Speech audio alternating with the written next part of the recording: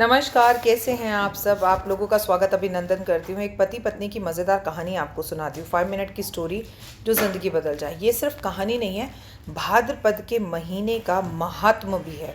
ये महात्म आपको जीवन में बहुत सारे सवालों के जवाब देगा और आपको ज़िंदगी के अंदर एहसास होगा कि इंसान कितनी गलतियाँ करता है।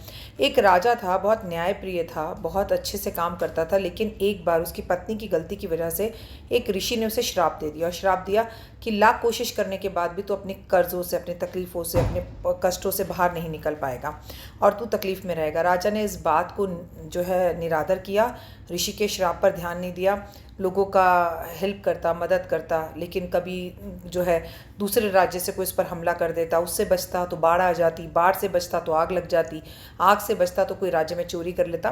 कह कहकर एक समय ऐसा आया कि पूरे के पूरे राज्य ने राजा और रानी के ऊपर हमला बोल दिया और राज्य को खाली करना पड़ा और दोनों पति पत्नी श्राप के मारे भागे भागे जंगलों में फिरते रहे। तब उन्हें एक तेली मिला। तेली ने बोला, मैं जानता हूँ कि आप उस राज्य के राजा और रानी हैं, लेकिन मैं तो तेली हूँ और मेरे पास रहना है तो काम करना पड़ेगा। राजा अभिमानी नहीं था, लेकिन श्राप को नज़रअंदाज कर रहा था। तो उसने कहा कि ठीक है, मैं जो है तेल निकालने का काम करूँगा। पति पत्नी दोनों बहुत मेहनत करते, तेल निकालते और निकाल कर जगह जगह जंगल में बेच देते, गांव में बेच देते।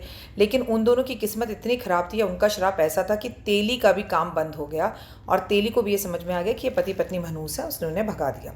अब किसी कारण जंगल के अंदर ज़ोर से आंधी आई, पति पत्नी दोनों बिछड़ गए। पत्नी इधर उधर ढूंढने लगी, पति इधर उधर ढूंढने लगा, लेकिन नहीं मिल पाए।